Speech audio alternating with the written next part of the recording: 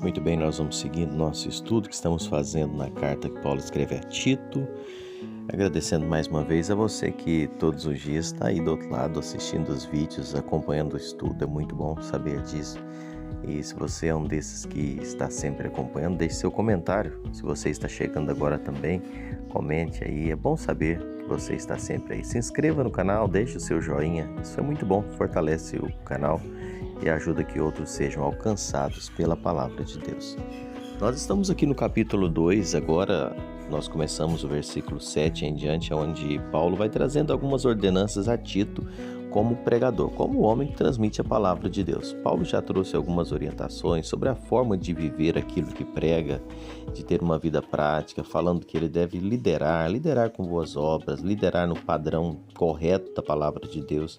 E a partir do versículo 9, ele vai trazendo alguns preceitos então para os servos. Paulo está trazendo palavras pastorais para todas as categorias, todas as classes. E eu quero iniciar a partir do versículo 9, concordando com William MacDonald, quando ele diz que a simples menção de que a Bíblia faz da escravidão no primeiro século não é um sinônimo da sua aprovação, porque a Bíblia fala de escravidão, não é que está aprovando. Da mesma forma como no Antigo Testamento fala da poligamia, não é que está atestando uma aprovação de Deus da poligamia, né? Deus jamais aprovou a crueldade e a injustiça da escravatura. Porém, a igreja primitiva, ela não se engajou num projeto revolucionário contra a escravatura.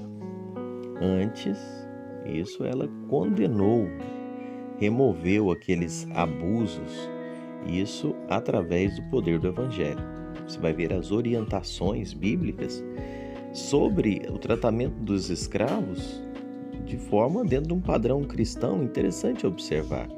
A palavra de Deus prevalece e onde ela prevalece, o mal da escravatura ele sucumbe. Olha Efésios 6:9, Colossenses 4:1, os senhores ou proprietários, eles não estão incluídos nessa exortação. Possivelmente ainda não existissem nas igrejas da ilha de Creta esses senhores de escravos. Então, com respeito aos servos, Paulo alista 2 virtudes que deveriam cultivar e 2 pecados que deveriam evitar. Então, vejamos bem o que Paulo orienta aqui. Em primeiro lugar, as virtudes que deveriam cultivar, versículos 9 e 10. A fé cristã, longe de engajar-se numa luta político-social contra a escravatura, ela deu orientações aos servos e aos senhores como viver de forma a glorificar a Deus. Muito embora não haja mais escravos hoje, os princípios eles aplicam-se perfeitamente também, e é por isso que nós estamos estudando, a uma relação de patrões e empregados. Que virtudes, então, os servos deveriam cultivar? Primeiro deles, obediência. Quanto aos servos, que sejam em tudo obedientes ao seu Senhor, dando-lhe motivo de satisfação. A obediência deveria ser em tudo. Obviamente, em tudo está restringindo-se ao que é lícito, não é? A submissão deveria trazer como objetivo a satisfação do seu Senhor. E é possível obedecer em tudo, com satisfação. Mas também é possível fazer sem ser de coração.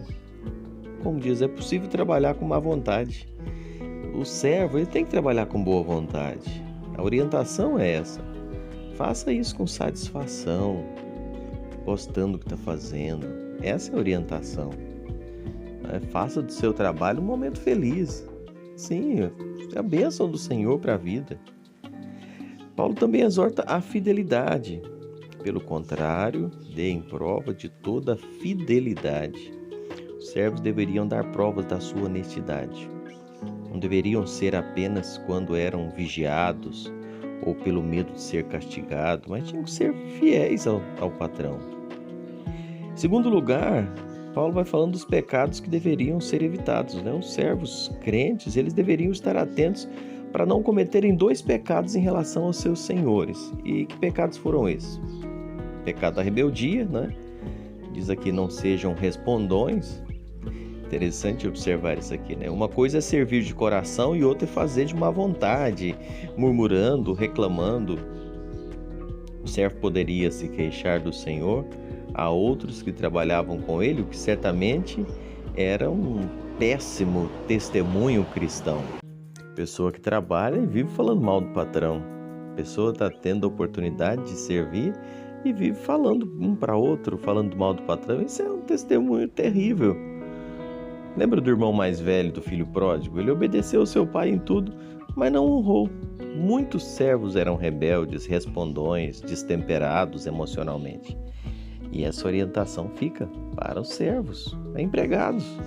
Lembra que nós estamos olhando isso aqui não num contexto de escravatura, mas na relação patrão-empregado. Outra coisa que Paulo exorta aos cristãos aqui é sobre a desonestidade. Ele fala, não furtem. O verbo grego usado por Paulo aqui, furtar, significa literalmente separar ou colocar de lado. Assim fica sendo um eufemismo para um furto em pequena escala ou um quieto aproveitamento de algumas vantagens indevidas. O furto, além de expressamente condenado pela lei de Deus, no 8º mandamento, é crime. E muitos servos, a exemplo de Onésimo, a gente vai estudar ainda lá na carta de Filemon, furtavam seus senhores, tirando pequenas coisas. E ainda hoje, muitos empregados roubam seus patrões nas suas empresas. Essa prática que é condenada pela palavra de Deus, eu volto a dizer, criminosa. E por último, Paulo dá aos servos uma excelente motivação para agirem com obediência e fidelidade, a fim de ornarem em todas as coisas a doutrina de Deus, nosso Salvador. Em outras palavras, seu comportamento obediente vai ajudar a fazer a mensagem cristã atraente ao patrão, ao nobre, e assim recomendará ao mundo externo que outras pessoas possam também servir ao seu Deus. Sabe, nada podemos acrescentar ao conteúdo da doutrina de Deus, mas nós podemos torná-la mais bela aos olhos dos homens, ou seja, acrescentar brilho à palavra, e isso através da nossa vida.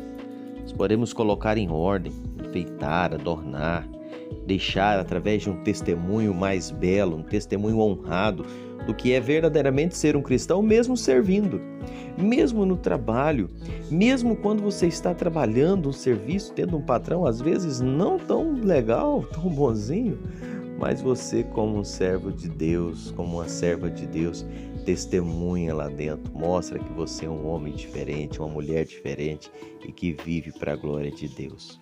Que a nossa vida possa brilhar para a glória do Senhor, mesmo no nosso ambiente de trabalho, muitas vezes hostil, mas que a nossa luz possa brilhar no meio das trevas para a glória de Deus. Que Deus te abençoe.